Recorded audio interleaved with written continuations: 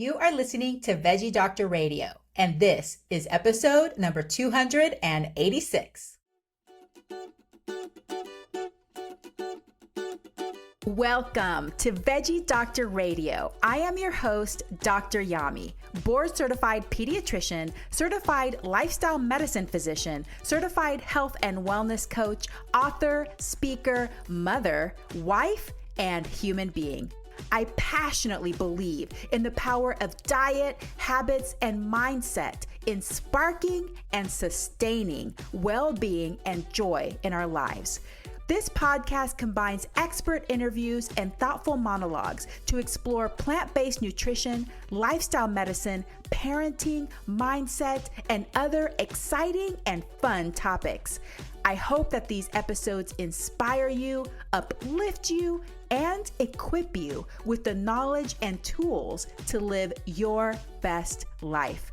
Are you ready to get started? Let's do it. Well, hello, veggie lover. Welcome back to another episode of Veggie Doctor Radio. Today, I have functional medicine practitioner, Dr. Wendie Trubow on the show to talk about toxins. Just want to remind you that the information on this podcast is for environmental and educational purposes only. It is not meant to replace careful evaluation and treatment. So if you have concerns about you or your child's eating, nutrition, or growth, please consult a health professional. So Wendie Trubow, MD, MBA, IFM, certified practitioner, is passionate about helping women optimize their health and lives as a functional medicine gynecologist. Through her struggles with mold and metal toxicity, celiac disease, and other health issues, Trubow has developed a deep sense of compassion and expertise for what her patients are facing. She is the co-author of Dirty Girl, Ditch the Toxins, Look Great, and Feel Freaking Amazing, and has been regularly featured in Mind Body Green and Huffington Post. She is an accomplished speaker and previously had her own television show. She is on the faculty at A4M and a speaker for their conferences, along with other national societies. She and her partner will be releasing their next book in mid-2023. So in this episode, we talk about how she became interested in environmental toxins and her own journey that she went through, how toxins increase our risk of different symptoms, but also chronic diseases, what the most common toxins that people are exposed to regularly. Spoiler alert, it's like everything, everywhere, all the time. How we would test for toxins and who should be tested for toxins, and what the difference is between a validated and a standardized test, and how we can start to address our toxin exposure without becoming overwhelmed, what the difference is between a detox and a cleanse, and what really is happening in a detox. And then we also talk about the importance of optimizing your foundation and how to do that. So she has some really great things to say about that. She has some really great tips, really a wealth of knowledge and compassion. And I just love a lot of the things that she has to say. So I really hope that you enjoy this episode. Thank you for all my returning listeners. Love you so much. And welcome to my new listeners. I am so happy to have you here. I hope you love it. Take a look around, get cozy, and please, if you think that this episode is going to help somebody else, please share it with them. I appreciate it so much. And now let us welcome Dr. Wendie Trubow. Dr. Wendie Trubow, welcome to Veggie Doctor Radio. Thank you so much. It's great to be here. Feel free to call me Wendy. Okay. Well, I'm super excited to have this discussion because I think that it's very relevant, even though I think it can get kind of detailed and complicated, but I think it's important for people to be aware of some of these issues that can affect their health. So let's start at the beginning. How did you become interested in environmental toxins and their effect on health and immunity? Yeah, I mean, really, my mess became my message, Yami, because I was living the life. I'm a functional medicine provider. I walk the talk.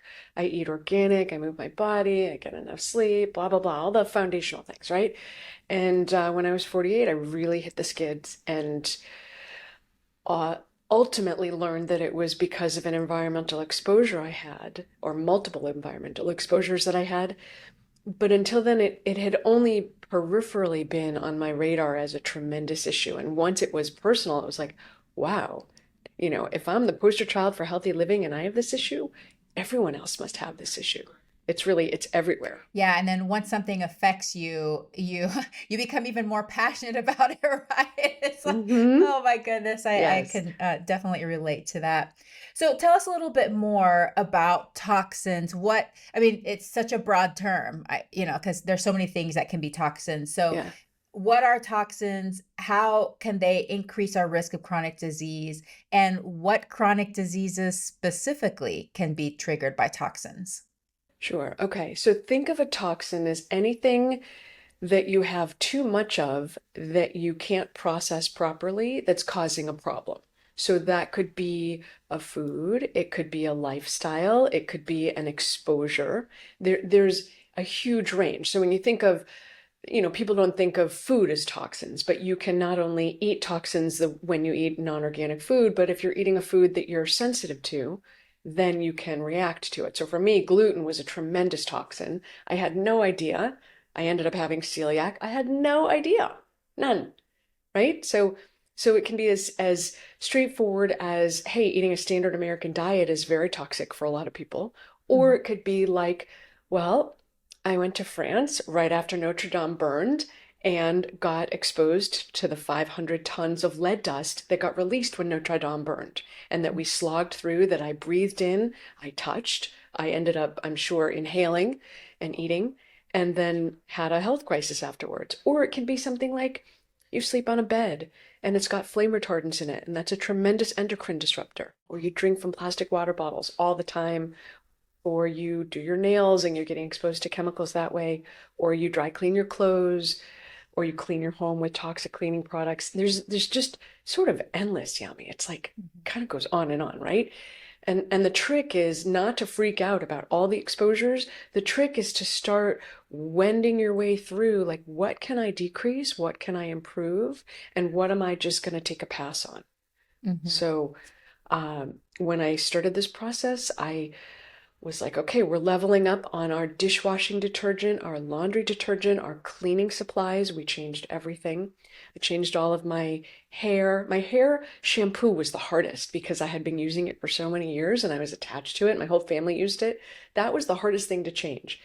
But leveling up over time, and I changed out all my beauty products. I changed out all of my facial products, my lotions, all of it. I stopped dry cleaning my clothes because of the chemicals in them.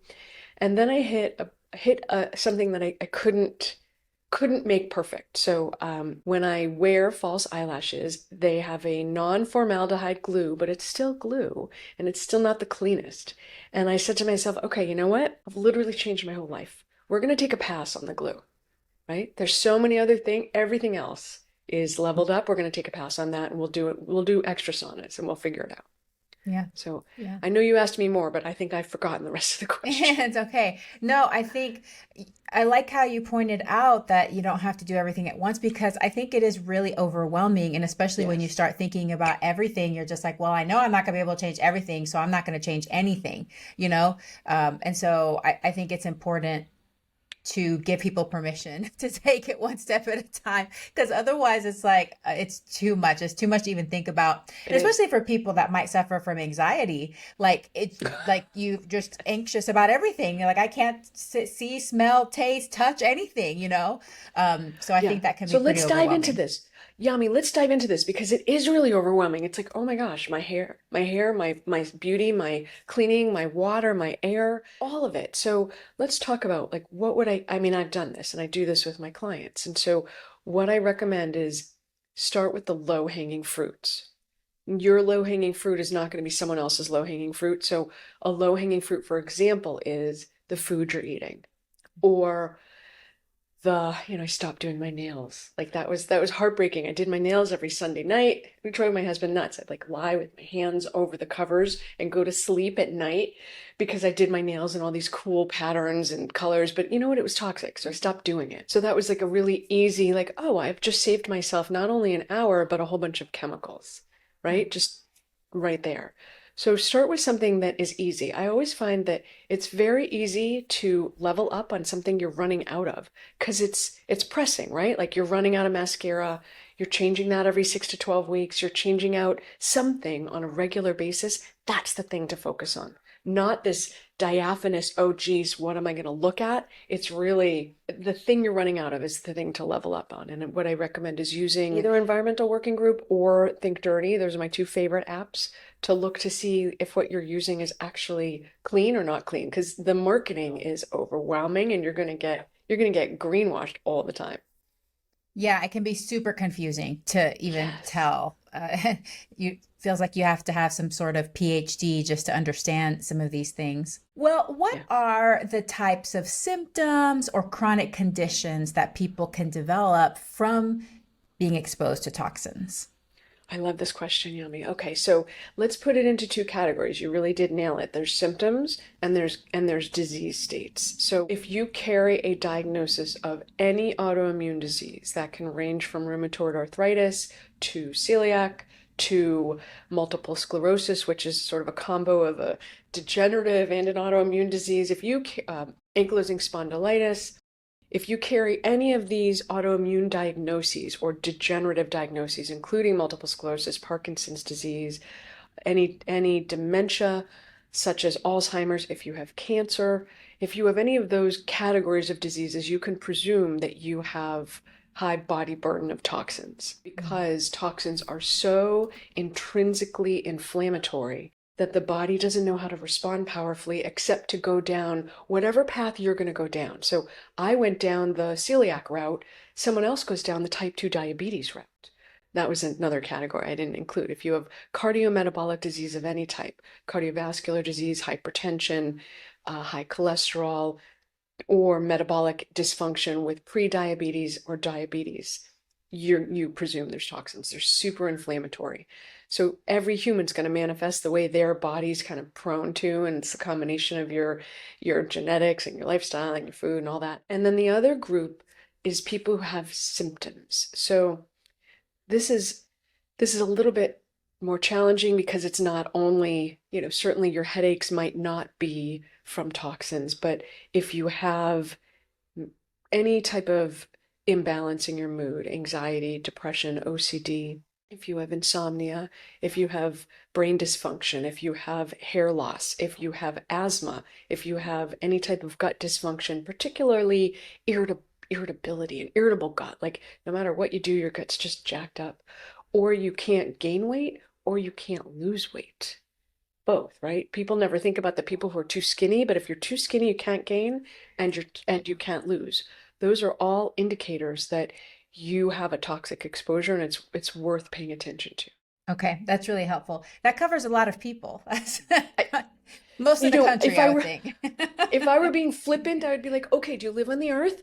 You've got toxins, right? You can trust you've got toxins. The question is whether they're causing dysfunction and breakdown for you. Whether it's like at the level you need to pay attention to, or you can go, okay, well, I can wait on this because it's not as urgent as whatever, my kid's homework or getting the car repaired, whatever that is. Mm-hmm. Yeah, that's important to know. Okay, you mentioned just a couple of different items that might release toxins, but maybe if you could be a little bit more specific about what are the most common toxins that people are exposed to regularly. This is a horrifying question, just to be clear, like, no, so let's think about it. Let's categorize things, because as humans, we like things in buckets. So, okay, bucket one, the things that you put in your body can be toxic. So the food you're eating, the liquid you're drinking, especially if it comes from a plastic single-use water bottle, because those have endocrine disruptors. If you are drinking juices and they're not organic, you've now concentrated the pesticides, herbicides, and insecticides into the juice, which means you're getting a healthy dose. And you think of children love drinking juice, and if it's not organic, they're drinking pesticides. And then the last grouping of what goes in you is alcohol, which is its own literal brand of toxin. It is a direct toxin. It does cause the liver to essentially stop the presses. So if you're in the midst of dealing with your hormones, you're in the midst of cycling through wherever you are in your menstrual cycle, and you drink a good amount of alcohol or any alcohol, instead of dealing with your hormone processing, now your liver's like, well, this is a much more important toxin. hormones are toxic too. This is much more important. I'm going to deal with this. You stop dealing with the other things. And this is where you start to see women who are like, I have bad PMS, my periods are irregular or super heavy, or I have fibroids, it's an estrogen dominant state. We don't think of this as, oh, I have a toxic issue. We think of it like, oh, well, everyone in my family has that, right? Mm-hmm. No, everyone in your family lives, breathes, eats, thinks, and has the same genetics. You're all similar in those ways, and that's enough. Okay, that's the in you. Let me just pause. Any thoughts, comments, or questions on that before I go to the next category? No, I think that's pretty clear. Okay. Then there's the category of what you put on you, especially for women. By the time we're done getting ready in the morning, we've potentially put like 250 chemicals on ourselves. Newborns are born with over 150 chemicals in their umbilical cord. So these are the things like your go head to toe, your shampoo and conditioner, your hair product, your makeup, your foundation, your lotion, your eye makeup remover, the makeup itself. I mentioned the glue, the lipstick, everything that you're putting on, your lotion, your toners, whatever that is. That would include the clothes that you put against your body, because whatever you've used to clean them, your skin can tank you or it can make you thrive, because it will either absorb or excrete depending on what your body's needing or doing. And so the clothes you put on your body can also impact you. If the clothes, I think this is a really challenging area, Yami, because the clothes that we wear, fashion's important to us, understandably so. It's important to me, except most of the clothes we wear are synthetic. The synthetic things have endocrine disruptors in them, so that throws off our hormone balance. So it's very challenging, but the items that we're putting on our body often have endocrine disrupting chemicals. If it's not made in the United States and it's not made in a GMP facility, you have no idea what's actually in it. So especially things like cheap beauty. Like, I have teenagers and they're like, I bought this. I'm like, spend more money. Please spend more money and get a better version, right? Because you have no idea what that's put on, and it'll say made in, and I won't blame any country in particular, but where most of our processed things come from is another country that has very lax controls over toxins. And so endocrine disruptors, heavy metals can be in there, artificial dyes and colors. These are all not in our favor. Mm-hmm. I It's a huge one thought category. about that when I was a teenager. I worked at a department store, like a kind of lower end, inexpensive department store. And one of the things that I will never forget, it's kind of like that same smell of Anatomy Lab that you'll never forget. Yes. I will never forget every time we had to unpack the boxes of the merchandise, and it has a particular smell to it. It has like this plasticky smell that like never goes away. You're around it. So I definitely believe it. Like there's like stuff on it. And if you're smelling it, that means that, there's stuff coming off of that clothing. And, it's just the demand that we have. And this goes to one of my big values is decreasing waste and, helping for the environment and just having less stuff in general, minimalism and stuff. But it's just like boxes and boxes and boxes of clothing in and out, in and out, in and out. And we feel like, why not? It's there. Might as well just buy it. It's cheap. It's only $4.99 today. It's on sale, but you're right. I think we need to think about some of those things and the implications that it can have for us, especially long-term implications.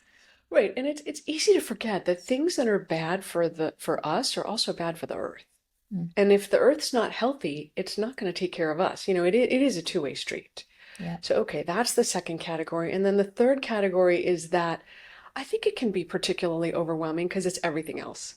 So that is gasoline fumes, paint, volatile organic compounds, flame retardants, phthalates, styrene, plastics, you name it, and everything else goes into this category. It's the things we clean our house with. It's the things that we clean our dishes and our laundry with. It's the things that we use to even do construction on our house. We just came out of this pandemic and everyone did construction.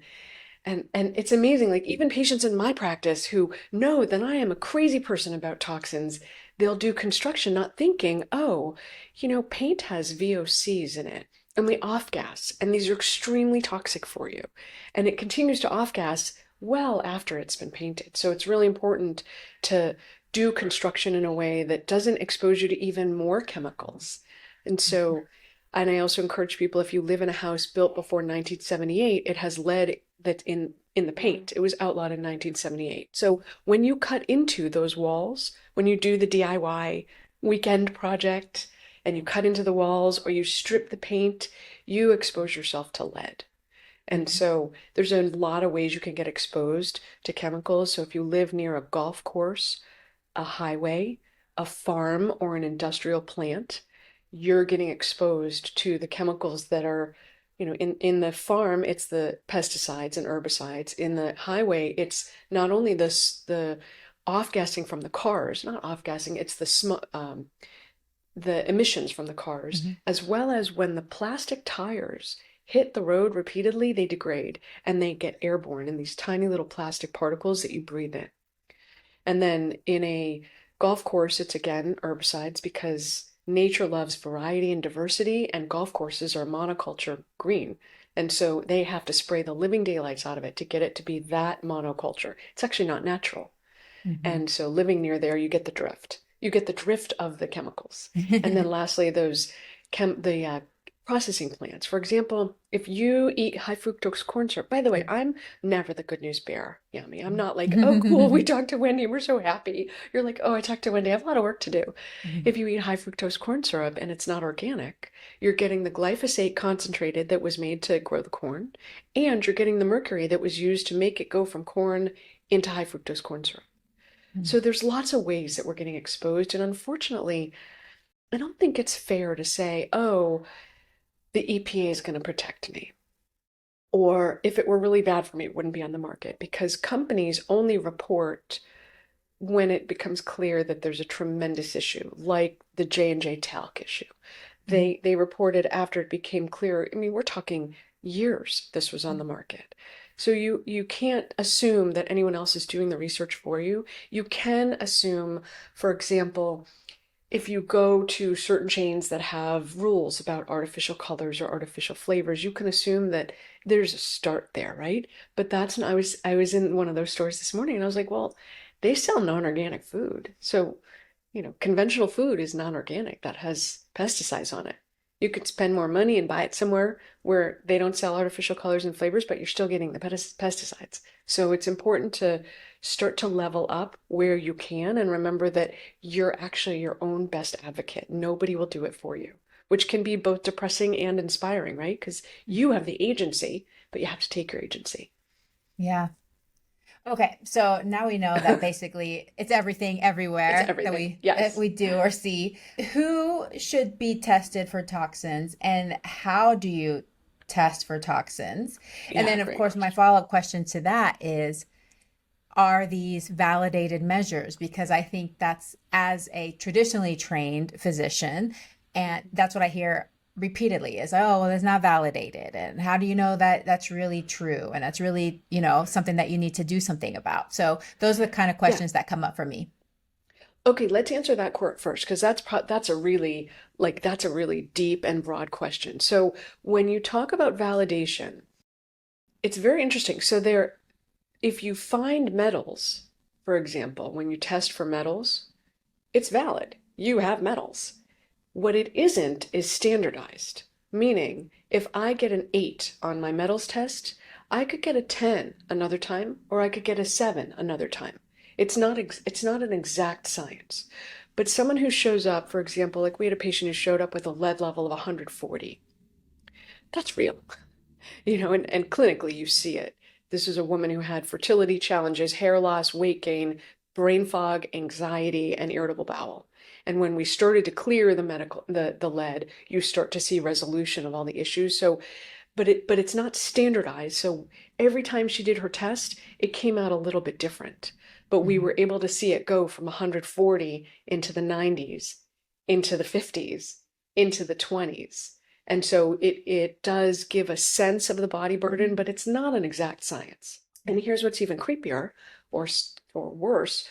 If you have not the best detox based on your genetics, what you're eating, your stress, your alcohol, your liver function, you won't show what's really present until you've started to optimize the mechanism for detox. So I will say to people, like I treated my lead when it went from 9 to 12. We treat over 8. When it went from 9 to 12 and I had this exposure and my hair was falling out and I had gained 9 pounds and I had a rash, I was like, oh, this is really clinically relevant. So I treated it. And what I always warn people is the true value is often for many people who come up positive, it's much higher. And what you'll see is that 12 on lead and the 8 on mercury that I started with went up to 21 for lead and 41 for mercury. Because the body burden, it's stored. It's stored in your bones, your organs, and your fat. So in order to really pull it out, you need to ramp up detox, meaning you need to improve the liver and the gut and the overall system for detox. So it's a lot. There's a lot that goes into it. And so, yes, it's validated. It's not standardized. Does that make sense? The other point to that too is that I would say that most physicians aren't going to understand how to, like, lead is typical. Like, we in pediatrics, we look at lead levels and things like that. But some of these other metals we've never learned or been taught. And so we don't know what they mean, how to interpret, and what to do about them. So I think that's important for people to know, is that not everybody is going to be familiar with this toxin testing. And the scary part is that, the body knows that lead and mercury are toxic. So unless you've had a really recent big exposure, you will not see it in the blood because it becomes sequestered away. So so kids in Flint, Michigan, 100%, they have positive lead levels on a test. But the rest of kids normally, unless they were with their parents when their parents stripped the paint off the lead in the house, they're not going to show up positive. So it's almost deceptive because as mothers, we give 50% of our body burden of toxins to the baby. It does cross the placenta. This is why babies are born with it. It's a detox event for us to be pregnant and nurse. And it's a tox up event for them. You should still get pregnant. You should still nurse. But just know that that's why we don't do any detox in pregnancy or nursing, because you're already detoxing. We're not going to do any more. So I want to make sure I answer the question about who should test for toxins. And then I think the next question is like, what are those tests, right? So who should test? I don't think everyone should test. I think that's probably an overstatement. I think there's a bunch of places you could start. If you're new to the functional medicine world, then you start with your adrenals, your gut health, your general nutrient status, your hormones. You start with more platform evaluations because you can't deal with toxins in a gut that has severe permeability and irritability. You got to deal with things first. So it's sort of systematic. Now, let's go to the other side. You've been in the functional medicine world for years. You've done everything except the toxins. You're feeling okay, but you still can't quite get a handle on your blood sugars or your anxiety, or your gut is still more irritable than you would think given the work you're doing, or you cannot lose weight no matter what you do. These are all people who want to test for toxins because of that dysfunction and underlying irritability and dysfunction that the toxins will cause. So it kind of depends. So my sense is if you do everything right and you still have issues, you want to look at toxins because that's a massive issue that we're all walking around with. And then how do you test for toxins?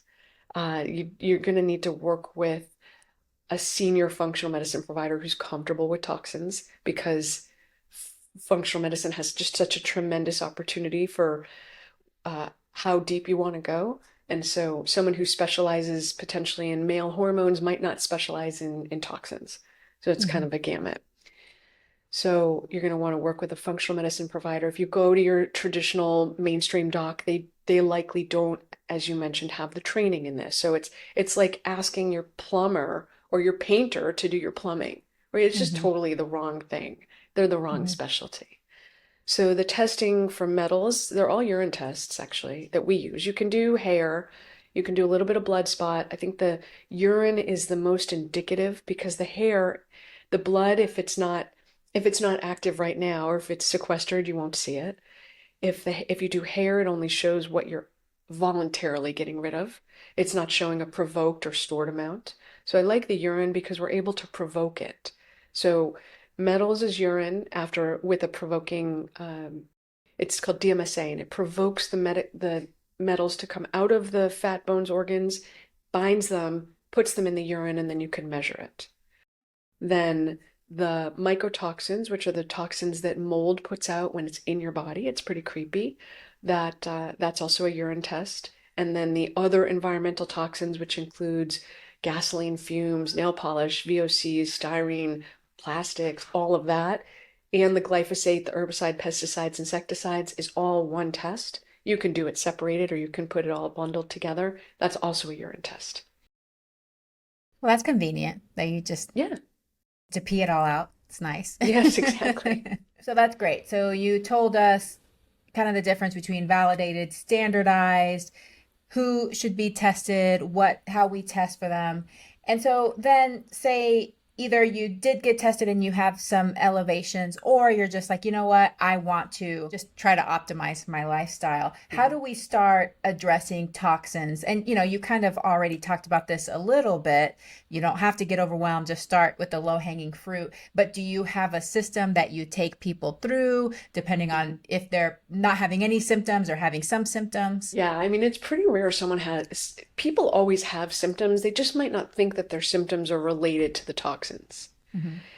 And so there's multiple levels to healing. So our approach, I mean, we called our company Five Journeys because it's your structure, your physical structure, right? That's your bones, muscles, ligaments, your posture. Do you exercise? Then there's the chemistry, which people think of functional medicine, your emotional state. That's your relationship to yourself. Are you kind to yourself? Are you gentle or compassionate?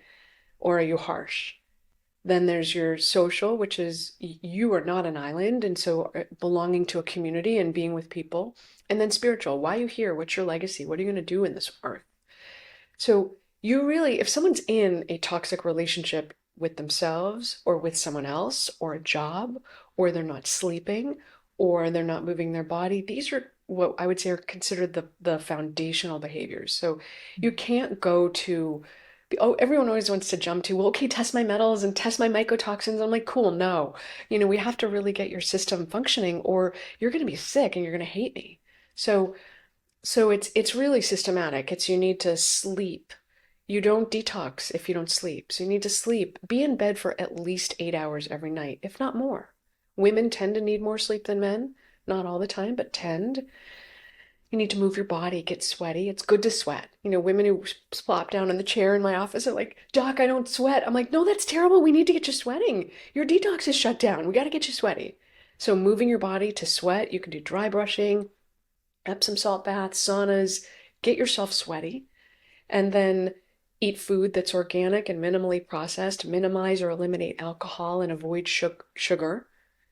Be careful with fruits because, I had a patient who was eating 10 pounds of mandarins a day. And I was like, okay, well, it's not processed, so there's always an upside, but it's still 10 pounds of mandarins. We're talking about like 200 something grams of sugar. And that's intrinsically inflammatory. So we don't want to do that either. So, when the RDA said 5 to 7 servings of fruits and vegetables a day, people stopped listening after fruits. People eat 5 to 7 servings of fruits and, 1 to 2 servings of vegetables. Maybe it's really, you want to eat the cruciferous, leafy, detox supporting vegetables in abundance and then have 1 or 2 pieces of fruit a day, but not tons. So eat, sleep, poop, gotta poop every day, if not twice a day, because think of what you're bringing into your body. Poop is one of the major mechanisms to get it out of your body. So you need to poop every day. And then make sure your relationships are healthy, both with yourself and with others, and find some way to manage your stress. So those 6 things are the foundational behaviors that if you do them, it sets the stage for detox. It promotes health and balance. And then the next level is, okay, is your gut optimized? Do you have food sensitivities that you're not aware of that we could navigate around? How are your adrenals? How stressed is your body experiencing itself? Are your minerals, nutrients, and hormones balanced? Because if they're not, they can be toxic or make you sick. So we're going to do all those things. And then the next step is toxins. Mm-hmm. So it's a process. Yeah. I love that because I think it's very true that we start from this like standard American life, right? Which is full of lots of processed foods, low sleep, high stress. isolation, depression, anxiety, all the toxins. And then a lot of people are like, oh, it must be because of this. I'm going to go straight to this and do some kind of detox and take a pill and I'll be fine. But you're right. I mean, I'm also board certified in lifestyle medicine. So for me, I say the same thing. Before we jump to this thing over here, how about we just optimize everything that we can, that we know is really important, like Yeah, sleeping? Like nobody wants to sleep. I totally. understand too, because as soon as I try to skimp on sleep, I feel it like within 2 days, I'm just like a whole different person. So, it's really important, I think, to make sure that we get that foundation nice and strong before Yeah. we start building upon it more complex, things where we have to dig deeper and do more complex things. So that's really important. So that brings me to a question that I think I've had for a long time, which we throw around these terms: detox, cleanse. It seems like it's just a buzz term. Now everybody's like, I'm detoxing, when they're just walking down the street, whatever. So what does it really mean to detox? And is there really such a thing as detox? Yeah, Yami, this is a great question. Okay. So I think the majority of what people are doing that they consider to be detox is more cleanse in nature, like a restart. Think of it as hitting the reset button. A juice cleanse, a fast, intermittent fasting. These are all prompting us to reset and improve. And look, if you're eating a standard American diet and you're not sleeping and you're not moving your body, small changes are very impactful because you're going to notice it, right? And so the healthier you get, the harder it is to make big changes because you've made a lot of big changes. So the first 80% of improvement is much easier to get to than the last 20% because if you really do need 100% improvement, you're going to really feel it. So when you do a cleanse, you're going to be like, wow, I had all this energy. Now the trick, do not tank it after you do the cleanse, right? The cleanse is an opportunity to reset, minimize the toxins that you're eating, minimize the toxins that you're participating in, either social media or emotional or energetic. Minimize those behaviors because you did a reset. Think of it as a reset. And you may feel a lot better because your body was so overloaded. Think of the body like a rain barrel that if you're really not well and you fill the rain barrel with toxins and stressors and food sensitivities and chemicals and alcohol and not sleeping, that if you pull off 20% of what's irritating the body, you're going to notice that. So I always say to people, look, everything's better than nothing. Really, like everything's better than nothing. Don't skimp on anything just because you think it doesn't help. It helps. It's just not for a lot of us enough because the flip side of it is that when you look around, you are being exposed to chemicals, even in this lovely setting that you have and I have. My microphone has plastic. I'm sitting on vegan leather. Guess what? Vegan leather is plastic. Vegan leather is good for the cows, but it's not good for us. So all the ways, and then we didn't even talk about EMFs and air quality and water quality. So essentially think of it like it's a good start, but then what we need to do is start to pull off all the ways that we're being deluged. We are standing under a waterfall. It's a waterfall and we're getting pummeled and we're like, why are we soaking wet? Well, we're soaking wet because it's everywhere and it's become very common. And 1,500 new chemicals are developed every year. And there's like it's not even well counted because nobody has to report it. It's about 500,000 chemicals on the market that are impacting us and have not been studied. So we're drowning. But when you look at the incidence of autoimmune disease since 2012. So we're talking 11 years, Yami. We're not talking about since I was born in 1970. We're talking about the last 11 years. Spending on autoimmune disease has gone from 20 billion to 140 billion. That's ridiculous. That's only 11 years. And we see sort of tracking with that the rise in incidence of heart disease, diabetes, chronic disease, other diseases, anxiety, depression. Everything is increasing at an exponential rate. What's the change? Really, the biggest change is toxin exposure, glyphosate exposure. Those are the exposures that we have that are different than what we had 20 years ago. And so what's the definition of detox and what is it that you're Yeah. doing? Yeah, so it's not possible to ever be truly toxin free, right? Like I'm like, okay, you live on the earth, you're going to have toxins. The goal is to bring the burden of the toxins on your body down to a level that you can process through what you're getting exposed to ongoingly. Mhm. So there's sort of two tracks. One is that woman who came up with 140 on lead, right? We needed to do a lot of work to bring her body burden down to a point where she could function on a daily basis. So there's the acute, remove the bulk of the toxins that you can, get the body burden down to manageable low levels, and don't take it for granted, right? Because maybe you got a bad batch of the binders for the testing. Once you get to good levels, retest just to be neurotic 3 to 6 months later. And then there's the maintenance, which means you didn't do all this work just to go back to your old way. You did all Mhm. this work to maintain it. So continue to sleep, move, uh, sweat, poop, eat properly, manage your stress, and then continue to take things that support the liver's ability to move and convert toxins from their toxic form to their inert water soluble form. Continue to support that process ongoingly. So it's really, I think it might be a misnomer to say detox. It's really more accurate, bring down the body burden to a point where the body is functioning. I'll go out on a limb and say you can reverse most diseases. You can reverse and you can slow the process, but you can also reverse it. Type 2 diabetes is not your life sentence. It's Mhm. it's reversible. And when you get underneath the toxins and the lifestyle and the food, you see a change. In fact, we have a woman in our office who, her fasting sugars, it was heartbreaking. Her fasting sugars were in the 300s, 400s. And I've known her for 8 months, and I'm like, come on, let's get you going, right? Like, we can fix this.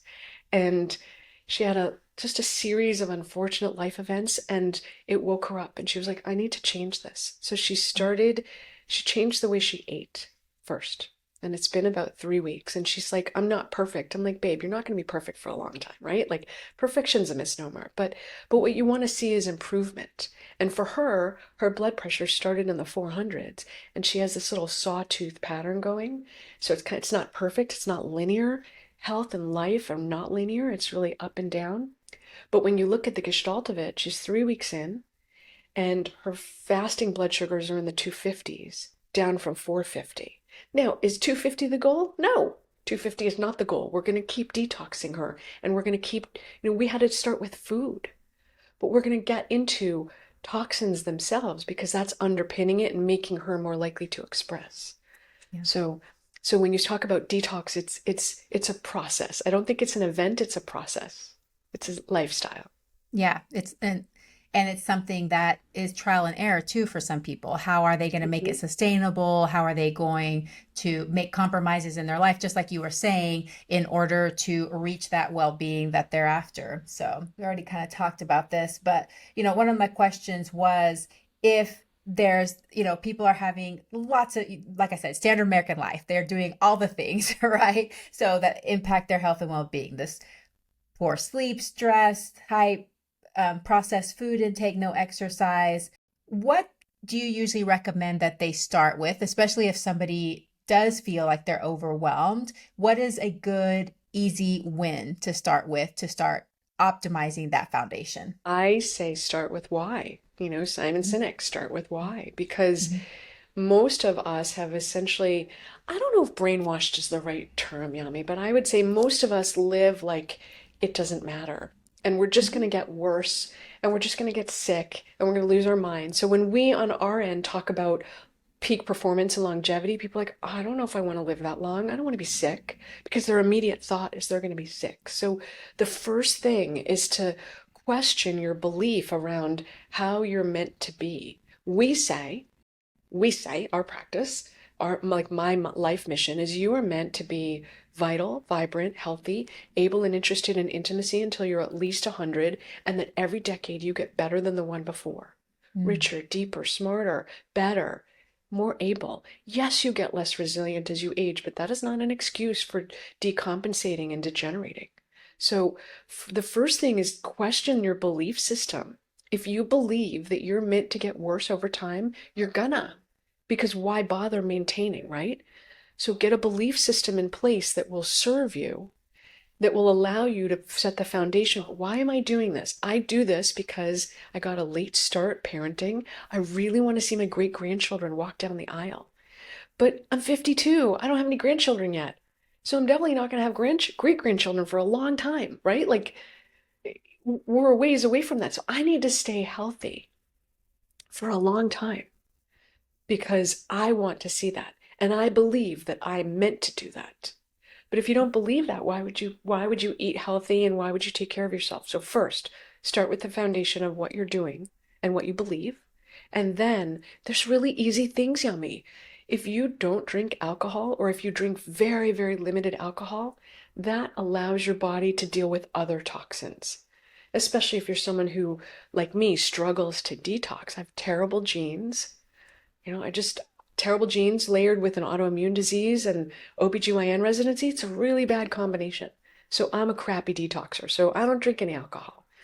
Added sugar is flat out super inflammatory. So don't eat added sugar and watch the amount of sugar you eat in your fruit. These are very low-hanging fruits, right? Get to sleep earlier. Try to get in bed and be in bed for 8 to 9 hours. If you have a toxic relationship, get out of it. If you can't, if it's toxic, you're not going to be able to fix it. Get out of it. Mhm. Whether that's a person or a job or, if you have a relationship to yourself that's toxic, it's time to transform it because you're here. Unless you're a flagrant axe murderer, you're an awesome person and you deserve love, so be kind to yourself. So starting to level up the way we think and act.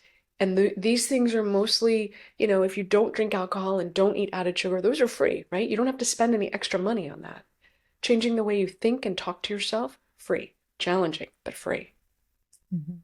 I would I start love with that. those No, things. I loved your answer because I believe the same thing. I also want to live to 100 at least. And it's really important to find your North Star because these are sometimes super boring, tedious things that we have to put Yeah, into our lives that don't, you may not even feel the payoff right now. You know that it's going to be a future payoff. And so I think it's so important to develop that anchor that's going to keep you stable and heading towards that future you that you envision. So starting hmm with why is important for a lot of people don't even know their why. A lot of people haven't even stopped right. to think. A lot of people don't even feel like that they deserve to live a long time, you know? And you're right.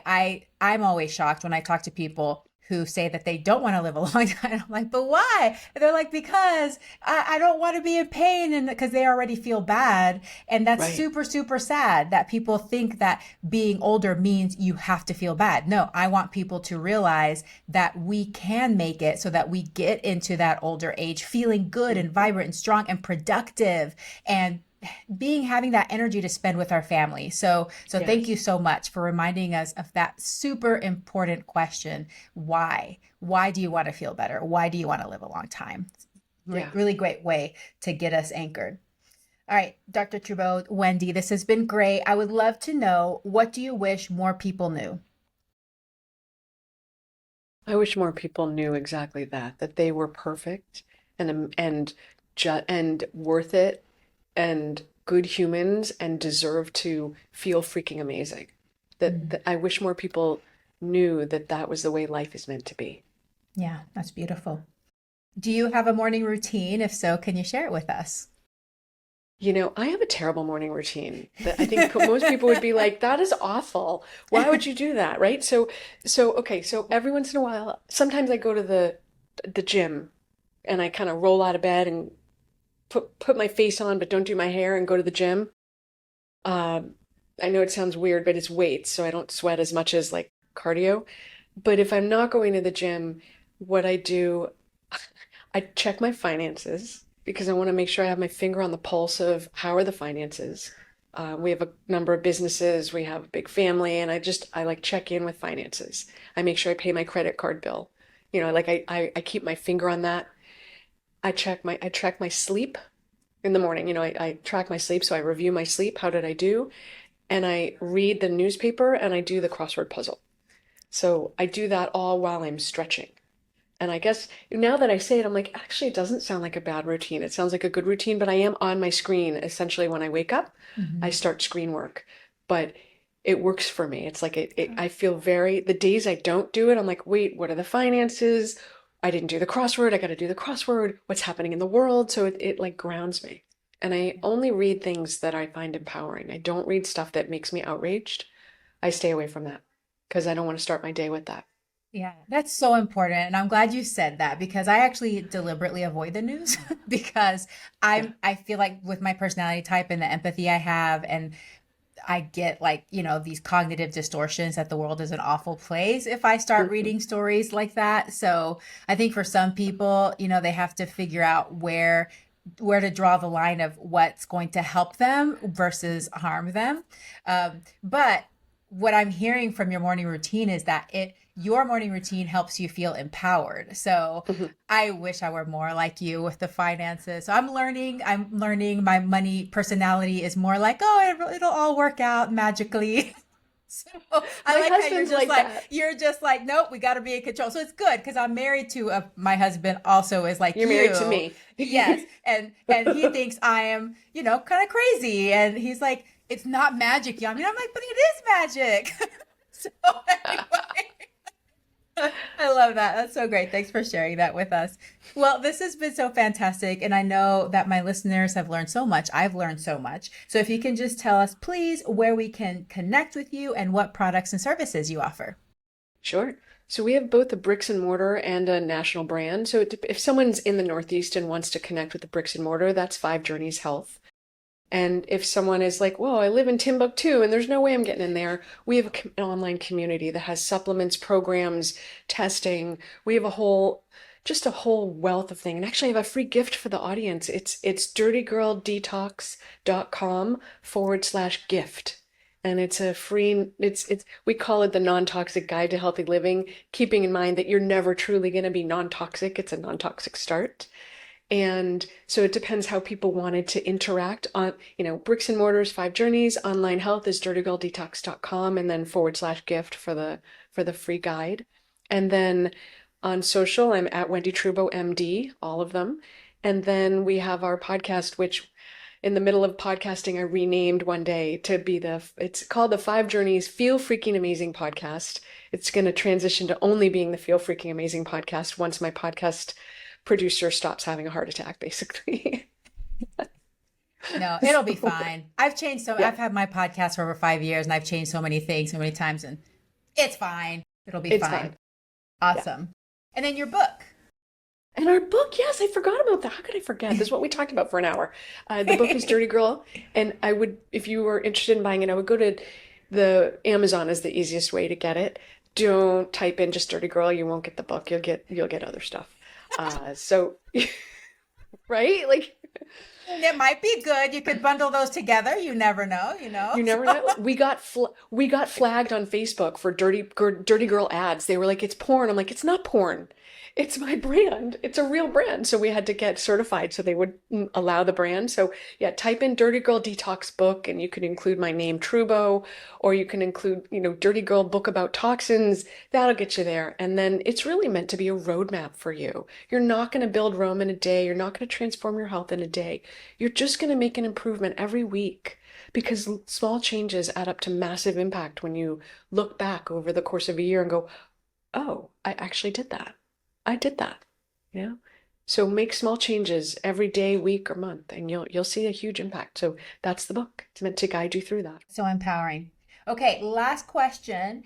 If you can leave us with your top 3 tips for people that are ready to address the toxins in their life, where should they start? Start with what you're running out of. Okay? Level up what you are running out of. Make sure you address the foundations of your life. Eat, sleep, poop, move, breathe, stress reduce, and retrain your brain to be kind to yourself. And what I mean by that is instead of when you screw something up, and you're going to screw something up because you're human and humans mess up, instead of saying things like, you are so dumb, you always do that, God, you're just such a failure. Of course you screwed that up. Nobody's going to love you. Everyone knows what I'm talking about. These things that run on repeat, transform those. And transform, it's not going to be overnight. You're going to have to practice it because you've been practicing the mean to yourself muscle for what? I'm 52, right? So I've been practicing the being kind to myself muscle for about 10 years, and it still slips in sometimes. So instead of saying those things, say, wow, you tried really hard. What did you do that might not have worked that you can do differently next time? Or you haven't mastered that yet, try again. Or your heart's in the right place. Or even though that wasn't right, you're still an amazing human and you're lovable. Take to heart that you matter and you deserve love, because you wouldn't be here otherwise. That's so beautiful. It's so empowering and definitely focuses on that growth mindset, which a lot of us need to learn how to implement that into our lives. Well, Dr. Wendie Trubow, thank you so much for being a guest on the show. Thank you for all the information that you've shared with us. I really appreciate your work. I'm so grateful for all the help that you give everybody, and I hope that you have a very plantastic day. Yami, thank you so much. And to you too. Thanks for all the work. Thank you. Hey, veggie lover, I hope that you loved today's episode. Will you take a second and do me a huge favor? Please subscribe to my podcast so that you never miss an episode. You're the reason I'm here, and I want to share it all with you. Thank you for listening and have a plantastic day.